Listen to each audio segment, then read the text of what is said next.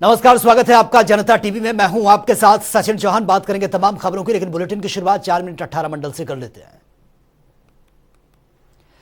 Mainpuri police को मिली है बड़ी सफलता। पुलिस ने इनामिया बदमाश को किया गिरफ्तार। ऑपरेशन शिकंजा के तहत किया गया गिरफ्तार। लूट और गैंगस्टर जैसी संगीन धाराओं में काफी समय से फरार चल रहा था। आगरा में करोड़ों के बकायेदार बिल्डर्स की अध बनी बिल्डिंग होगी कुर्क। कुर्क की कार्रवाई हुई शुरू। बिल्डर के खिलाफ 17 लोगों में थी शिकायत। आगरा पुलिस को मिली है बड़ी सफलता। हत्या के आरोपी को किया गिरफ्तार। पत्नी की हत्या कर फरार चल रहा था आरोपी। 29 नवंबर को आरोपी ने की थी पत्नी की हत्या। अलीगढ़ में रफ्तार का कहर जारी। तेज रफ्तार अज्ञात वाहन ने मारी है बाइक को टक्कर। बाइक सवार युवक की मौके पर हुई दर्दनाक मौत। सूचना पर पहुंची इलाका पुलिस ने शव को कब्जे में लेकर जांच पड़ताल शुरू की। कानपुर देहात महोत्सव को लेकर जिला प्रशासन ने जिले के सभी संस्थाओं और व्यापारियों से वसूला रुपया। उद्योग विभाग, जीएसटी और समस्त अन्य विभागों के अधिकारियों ने महोत्सव के नाम पर चंदा किया। हरदोई के बेलग्राम कोतवाली इलाके में गंगा स्नान के लिए जा रहे श्रद्धालुओं को तेज रफ्तार स्कॉर्पियो ने कुचला। एक श्रद्धालु की मौके पर ही मौत, दूसरा गंभीर रूप से घायल। मथुरा में कृष्ण जन्मभूमि मुक्ति निर्माण ट्रस्ट की शिकायत के बाद विद्युत विभाग के तेवर सख्त। चेकिंग के दौरान शाही ईदगाह में मिला अवैध विद्युत कनेक्शन। टीम ने कनेक्शन काट थाने में दर्ज कराई एफआईआर। गोड्डा में नजूल की जमीन पर कब्जा करने के मामले में प्रशासन का बड़ा एक्शन। बीजेपी सांसद ब्रजभूषण शरण सिंह के भतीजे पर जालसाजी एफआईआर दर्ज। सुमित भूषण समेत 8 लोगों पर दर्ज हुई है जालसाजी की रिपोर्ट। चंदौली में स्वास्थ्य विभाग के वादे हुए फेल। कबाड़ खाना बना हेल्थ सेंटर। बिना पेयजल और शौचालय के ही संचालित है सेंटर। चंदौली में सड़क पर मृतक का शव रखकर ग्रामीणों ने किया जमकर हंगामा। दुर्घटना में बुजुर्ग की हुई थी मौत। आक्रोशित ग्रामीणों ने मुआवजे की रखी मांग। कानपुर देहात पुलिस को मिली है बड़ी सफलता। लंबे समय से फरार चल रहे इनामिया अभियुक्त को पुलिस ने किया गिरफ्तार। अभियुक्त के पास से एक तमंचा, कारतूस और खाली खोखा बरामद। आगरा जयपुर हाईवे पर अनियंत्रित कार ने बाइक सवारों को मारी टक्कर। हादसे में 3 घायल, एक की हालत नाजुक। सड़क पार करते समय हुआ हादसा। औरैया के भगवंतापुर गांव के पास ऑटो और पिकअप के बीच हुई जबरदस्त भिड़ंत। घटना में एक युवक की मौत, कई दर्जन लोग घायल। लोगों को अस्पताल में भर्ती करवाया था। आगरा के शाहगंज में न्याय की आस में भटक रहा है पीड़ित परिवार। पीड़ित को दबंगों ने कार के बंद करके कार में डंडों और सरियों से जमकर पीटा। पीड़ित के शरीर पर आई हैं गंभीर चोटें।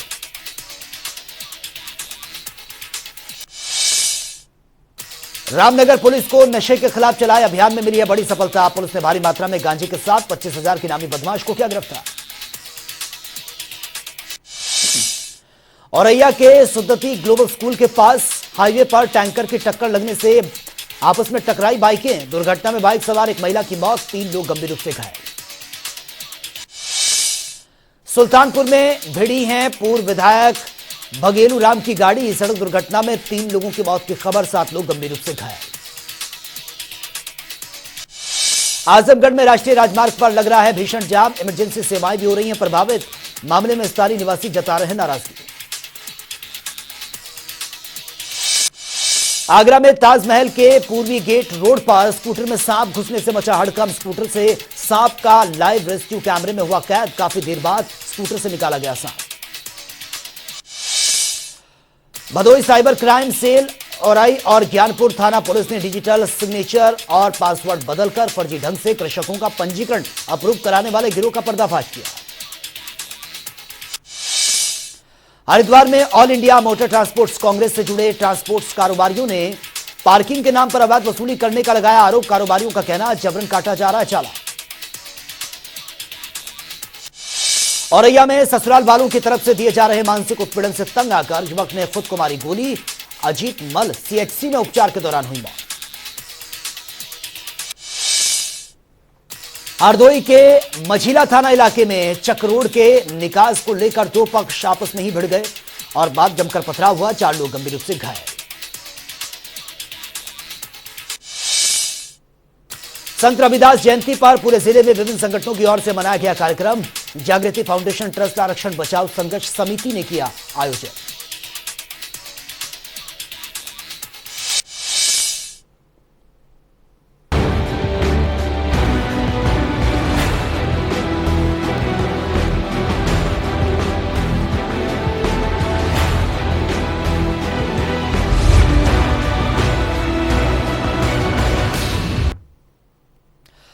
ताजनगरी आगरा में G20 की बैठक होनी है, जिसको लेकर केंद्र और राज्य सरकार लगातार निगरानी बनाए हुए है।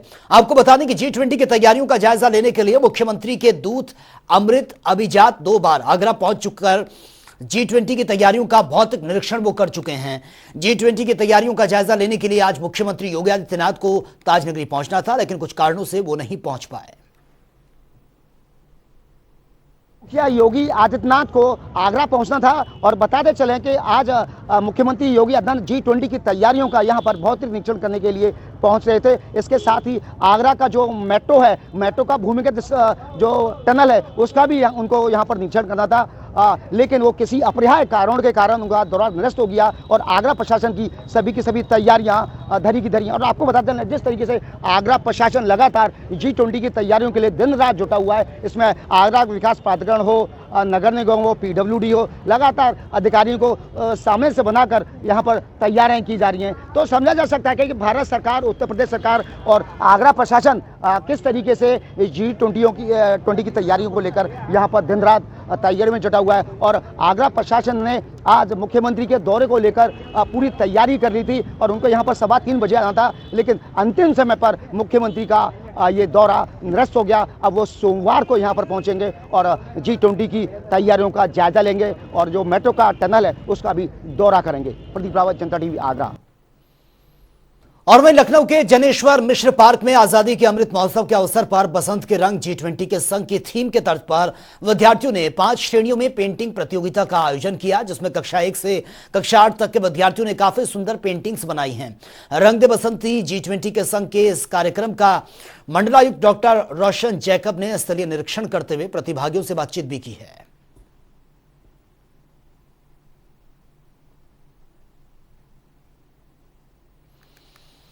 और वहीं समाजवादी पार्टी के राष्ट्रीय अध्यक्ष अखिलेश यादव आगरा पहुंचे हैं और यहां पर समाजवादी पार्टी के कार्यकर्ताओं ने बुके और माला पहनाकर सपा मुखिया का स्वागत किया। उनको बुके दिया गया। आपको बता दें कि दिनेश चतुर्वेदी के सुपुत्र की शादी में अखिलेश यादव यहां पर पहुंचे थे। मैं शादी के कार्यक्रम में शामिल होने आया हूं।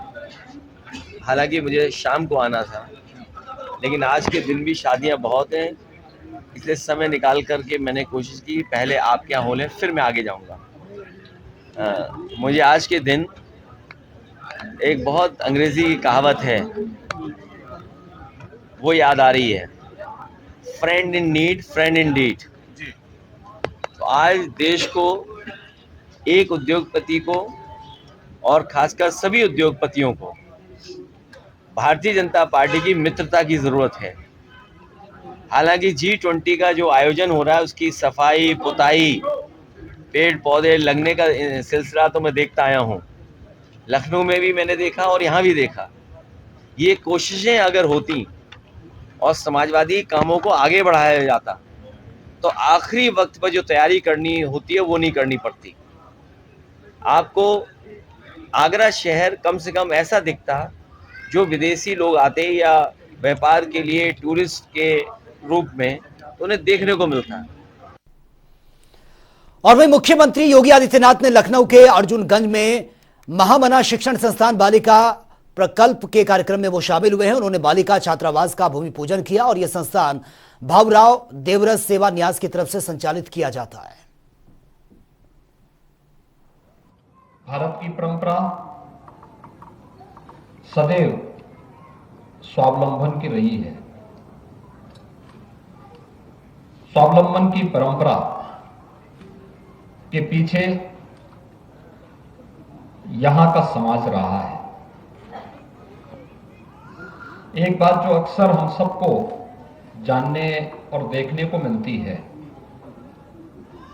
हम राष्ट्रपिता महात्मा गांधी के ग्राम स्वराज की बात सुनते हैं। ये वास्तविकता थी। गांव आत्मनिर्भर था, समाज अपने आप में आत्मनिर्भर था, शासन पर उसकी निर्भरता न्यूनतम थी। और जब भी समाज आगे चलेगा, सरकार उसके पीछे होगी तो समाज हमेशा आत्मनिर्भर होगा, स्वावलंबी होगा। जब भी सरकार आगे होगी और समाज पीछे होगा, तो समाज कभी स्वावलंबी नहीं हो सकता है, वह परावलंबी होगा। हर चीज के लिए सरकार से उम्मीद करेगा और फिर वहां पर स्वावलंबन के लिए जिस प्रकार के भाव जागृत होने चाहिए, उसका सदैव अभाव दिखाई देगा। ये हमारे देश की एक विडंबना रही है कि ब्रिटिश कालखंड में या गुलामी के कालखंड में हमारे गौरव के उस बोध को पूरी तरह समाप्त कर। और मैनपुरी में घिरोर वैवाहिक कार्यक्रम में पहुंचे अखिलेश यादव ने बयान दिया है। अडानी के मामले पर उन्होंने कहा कि जो देश के अंदर हालात हैं उसको सरकार ही निकाल सकती है। भारतीय जनता पार्टी नफरत की राजनीति करती है और जो भी झगड़ा प्रारंभ हुआ वो आज का नहीं है, 5000 सालों पुराना है।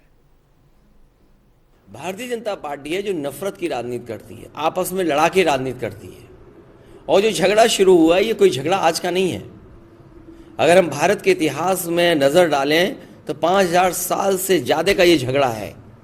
हमारा कोई झगड़ा नहीं किसी से। हम तो मुख्यमंत्री जी से ये जानना चाहते हैं और सदन में अगर कोई सवाल उनके सामने किया है विपक्ष ने और समाज अगर वो विपक्ष करता है सवाल उनके सामने तो जवाब मिलना चाहिए उसका। भारतीय जनता पार्टी को जवाब से भागना नहीं चाहिए। भारतीय जनता पार्टी को जवाब से भागना नहीं चाहिए। और वहीं समाजवादी पार्टी की राष्ट्रीय कार्यकारिणी सूची एक बार फिर से संशोधन उसमें किया गया है। 63 सदस्यों की राष्ट्रीय कार्यकारिणी में 4 और सदस्य बनाए गए। अब सपा की राष्ट्रीय कार्यकारिणी में 67 सदस्य हो गए हैं।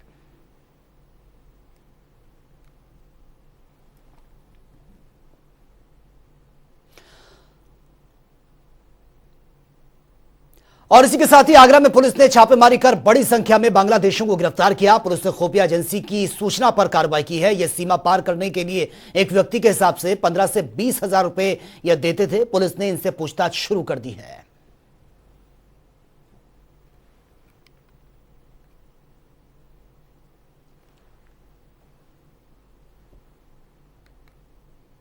और प्रतापगढ़ में बाघराय थाना क्षेत्र के रोर गांव के निवासी बीजेपी नेता उमेश पांडे के बेटे की बीती 24 दिसंबर की रात में हिस्ट्री शीटर अपराधियों ने निर्मम हत्या कर दी थी। मामले में पुलिस ने अभी तक हत्या के 4 आरोपियों में से 3 आरोपियों को ही गिरफ्तार किया है। तो जिला अध्यक्ष छविनाथ यादव और ब्राह्मण सभा के राष्ट्रीय अध्यक्ष शिव प्रकाश तिवारी सहित हजारों लोगों ने शिरकत इसमें की है। इस दौरान बीजेपी नेताओं ने कुंडा विधायक राजा भैया पर अपराधियों को बचाने के गंभीर आरोप भी लगाए हैं। और वहीं जालौन में आयोजित यूपी उद्योग व्यापार सम्मेलन में पहुंचे यूपी के आबकारी मंत्री और उद्योग व्यापार संगठन के प्रदेश अध्यक्ष नितिन अग्रवाल ने व्यापारियों से ग्लोबल इन्वेस्टर समिट 2023 को सफल बनाने और बुंदेलखंड में रोजगार को बढ़ावा देने की अपील की है। उन्होंने कहा कि मौजूदा योगी सरकार व्यापारियों के लिए सबसे ज्यादा काम करने वाली सरकार है।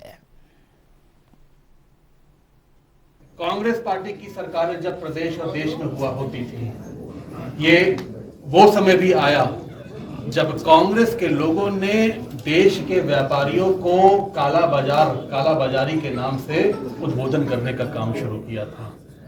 कांग्रेस के लोगों ने ये कहने का काम शुरू किया कि अगर देश में कोई कालाबाजारी करता है, कोई होर्डिंग करता है, वो देश का व्यापारी करता है। और शायद यही कारण रहा कि उस पार्टी को, उनके नेतृत्व को व्यापारियों का गुस्से का सामना करना पड़ा। और आज कांग्रेस पार्टी चाहे प्रदेश में हो और चाहे देश में हो पूरी तरीके से समाप्त हो गई।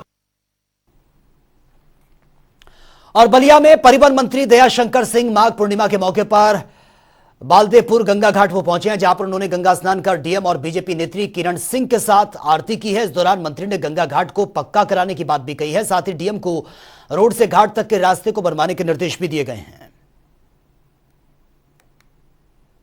था और यहाँ पर गंगा आरती का से यहाँ प्रारंभ हुआ और ये शहर से सबसे नज़दीक हमारे जो मालदेवपुर घाट है, ये शहर से बहुत नज़दीक है। हम लोगों ने 3 घाटों को पक्का घाट बनाने के लिए प्रस्ताव शासन को हम लोग भेजे हैं।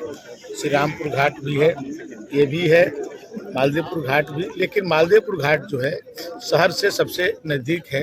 यदि इस घाट का सही सुंदरीकरण हो जाए, जैसे हम लोग का पाप धुलती हैं और इतनी गंदगी रह जाती है, तो सोसाइटी ने संकल्प लिया है कि हम लोग गंगा सफाई अभियान को जारी रखेंगे और हर जिले में ये हमारी राष्ट्रीय ये गंगा आरती तो मैं पूरे उत्तर प्रदेश में कराती हूँ, लेकिन मैं बलिया में मुझे बहुत दिन से सोच रही थी कि स्टार्ट कराऊँ, शुरू कराऊँ, लेकिन ये हमारा समय कुछ ऐसा नहीं संजोग बन पा रहा था कि मैं कराऊँ। जब पूर्णिमा का दिन आया, माघ पूर्णिमा, मैंने कहा इससे अच्छा दिन हो ही नहीं सकता।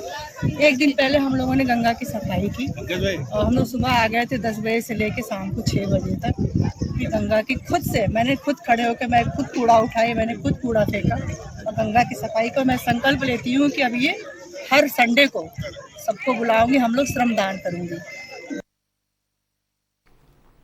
और चंदौली जिले में इन्वेस्टर समिट का आयोजन हुआ है। समिट में केंद्रीय मंत्री डॉक्टर महेंद्र नाथ मुख्य अतिथि शामिल हुए हैं। समिट में 160 इन्वेस्टमेंट के एमओयू पर हस्ताक्षर हुए हैं। इस दौरान टूरिज्म के डेवलपमेंट का लोगों में भारी ये हुआ है। कार्यक्रम में पहुंचे महेंद्र नाथ पांडे ने कहा कि यूपी सरकार बेहतर कानून व्यवस्था देने का वचन देती है, जो यूपी में दिखाई दे रहा है। जिला प्रशासन के सौजन्य से जिले में इन्वेस्टर समिट का आयोजन था, जिसमें यहाँ पर 20 इन्वेस्टमेंट के एमओयू संपादित हुए और टूरिज्म का डेवलपमेंट हो, इसके लिए लोगो जारी हुआ और लगभग 11,700 करोड़ से ज़्यादा के इन्वेस्ट किए जाने के प्रस्ताव आए और लगभग इन प्रस्तावों के संपादन के बाद 59,000 से प्लस रोजगार के अवसर बनने की बातें यहाँ संकल्पित की गई। तो आपको बता दें कि एमओयू ये साइन किए गए हैं और जिस तरह से सरकार ने वादे किए हैं, सरकार उसी तरीके से काम भी कर रही है, ये भी स्टेटमेंट सामने आया है। तो चलिए रुक कर लेते हैं अगली खबर का। रामचरितमानस को लेकर स्वामी प्रसाद मौर्य के बयान पर लगातार सियासत जारी है। आरोप प्रत्यारोप के बीच आज उदय प्रताप कॉलेज के पूर्व छात्र संघ अध्यक्ष आनंद विजय सिंह ने समाजवादी पार्टी पर बड़ा आरोप लगाया। गेस्ट हाउस कांड के चश्मदीद रहे आनंद विजय ने कहा कि जिस दिन समाजवादी पार्टी के कार्यकर्ताओं ने लखनऊ के गेस्ट हाउस में मायावती के कपड़े फाड़े गए थे, उनके साथ अभद्र व्यवहार किया। समाजवाद उस वक्त कहां चला गया था? उस दिन क्या बहन मायावती एक शूद्र नहीं थी? ये तमाम तरीके के सवाल उन्होंने उठाए हैं। ये केवल एक राजनीतिक ओछी राजनीतिक है। वो बसपा से निकल कर आए हैं और बसपा में भी रहे हैं। भानुमती मायावती जी के साथ क्या हुआ वो अच्छी तरह से जानते हैं और उसके बाद ये इस तरह की राजनीति करके हिंदुओं को एक होने से अलग करना चाहते हैं। जो हिंदू एक हुए हैं, पहले क्या था कि उस समय 15वीं शताब्दी में 16वीं शताब्दी में महाकवि तुलसीदास जी ने इस रामायण रचना का निर्माण किया था। वो यही काशी में उन्होंने रचना का शुरुआत किया और लिखा। वो उस समय महाकवि तुलसीदास जी जब घोर उस समय मुगलों का राज्य चल रहा था, और मुगल अपने संस्कार और संस्कृति और सभ्यता को लेकर इस देश में आए और उनका सभ्यता और संस्कृति यही रही है कि वो अपने बाप को मार के राज सत्ता पर रहे हैं, अपने भाई को मार के राज सत्ता पर रहे हैं। और वहीं पूर्व केंद्रीय मंत्री रविशंकर प्रसाद ने प्रेस कॉन्फ्रेंस के जरिए केंद्रीय बजट 2023 और 24 की खूबियां बताई हैं। आपको बता दें कि हाईकमान की योजना के तहत मंत्रियों और पूर्व मंत्रियों के देश भर में लोगों को बजट की खूबियां बतानी हैं और पूर्व केंद्रीय मंत्री रविशंकर प्रसाद ने प्रेस कॉन्फ्रेंस कर बजट की सर्वव्यापी सर्वस्पर्शी इसको बताया है। इस बजट के केंद्र में भारत का कृषि विकास 20 लाख करोड़ का क्रेडिट की व्यवस्था है, हाईएस्ट एवर, सबसे अधिक, और उसमें टेक्नोलॉजी का प्रयोग हो, यह बहुत जरूरी है। इसलिए स्टार्टअप मूवमेंट को एग्रीकल्चर में लाया जाए। आपको जानकर खुशी होगी कि भारत स्टार्टअप मूवमेंट 15 से शुरू हुआ प्रभावी रूप से, आज 90,000 स्टार्टअप हैं देश में। दुनिया की तीसरी बड़ी स्टार्टअप ताकत भारत बन गया है और 100 यूनिकॉर्न है। यूनिकॉर्न का मतलब क्या होता है? जिसका रेवेन्यू $1 बिलियन यानी 7,000 करोड़। तो ये बजट सर्वव्यापी और सर्वस्पर्शी है। यह स्टेटमेंट सामने आया पूर्व मंत्री रविशंकर प्रसाद का, और देश को विकसित बनाना बजट का एजेंडा है। ये तमाम बातों का जिक्र उन्होंने किया है। प्रेस कॉन्फ्रेंस के जरिए उन्होंने बताया कि जो बजट सामने आया है उसकी खूबियों को उन्होंने गिनाया है। टैक्स की सीमा बढ़ा दी गई है और 7 लाख तक कोई टैक्स नहीं देना होगा। मत्स्य पालन को 6,000 करोड़ रुपए और 3 सालों में लाखों युवाओं को स्टाइफन का भी जिक्र उन्होंने किया। युवाओं को एग्रीकल्चर में स्टार्टअप का लाभ ये सरकार की तरफ से दिया जा रहा है। उत्तराखंड रेलवे का भी जिक्र उन्होंने किया है। तो तमाम जो खूबियां हैं इस बजट की, जो इस बजट में मेंशन किया गया है, वो खूबियां उन्होंने पत्रकारों के सामने रखी, अपनी इस प्रेस कॉन्फ्रेंस में रखी। और ये प्रेस कॉन्फ्रेंस की गई थी पूर्व मंत्री रविशंकर प्रसाद की तरफ से, जहां पर उन्होंने पत्रकारों के सवाल का जवाब भी दिया और बजट की जो खूबियां रही हैं, क्योंकि जो बजट पेश किया गया है उसे मिडिल क्लास के लोगों के लिए सबसे राहत वाला बजट ये बताया गया है, जिसकी खूबियां उन्होंने गिनाई है। और वहीं उत्तराखंड के शिक्षा मंत्री धन सिंह रावत ने प्रेस कॉन्फ्रेंस करते हुए कहा कि धामी सरकार स्कूली बच्चों को भारी भरकम बैग के बोझ कम करने के लिए योजना बना रही है और जल्द ही राज्य में संचित सभी शिक्षा बोर्ड के साथ साथ विचार विमर्श कर इस पर निर्णय लिया जाएगा।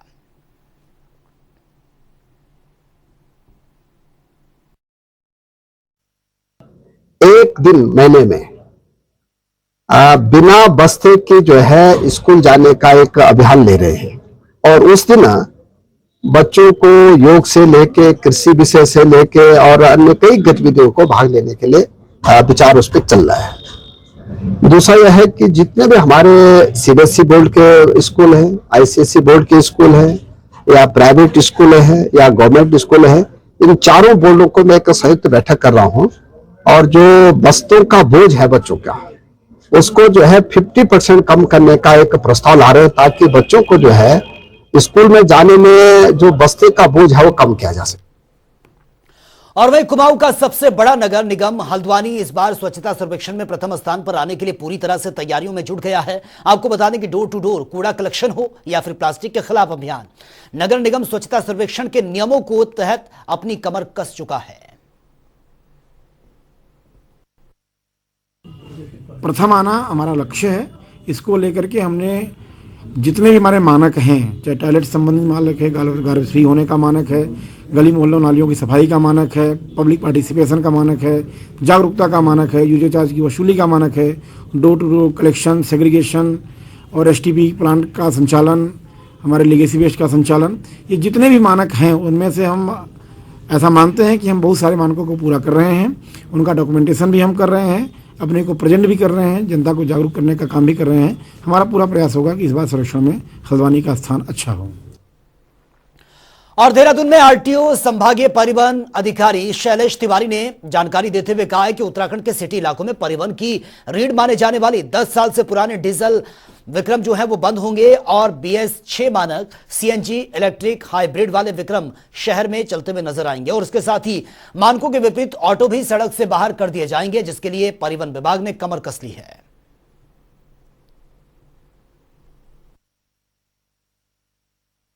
हमने जो अभी आपने देखा होगा कि हमारा मुख्य उद्देश्य है कि पॉल्यूशन को कम करना और ग्रीन एनर्जी को बढ़ावा देना। इस उद्देश्य से हम लोगों ने देहरादून शहर में जो विक्रम चल रहे हैं उनको रिप्लेस करने की बात हो रही है। उनके पास ऑप्शन है कि वो नई गाड़ी BS6 ले आए या इलेक्ट्रिक व्हीकल ले आए या सीएनजी वाली गाड़ी ले आए। इसके लिए उनको टाइम दिया गया है। अगर कोई विक्रम 10 साल से पुरानी है तो उसके लिए 31 मार्च 2023 का टाइम दे रखा गया है, और जो नई विक्रम है जो 10 साल से कम आयु वाले हैं उनके लिए 31 दिसंबर 2023 का टाइम नियत किया गया है। तो फिलहाल इस बुलेटिन में मेरे साथ इतना ही, लेकिन तमाम खबरों के लिए आप बने रहिए जनता टीवी के साथ। नमस्कार।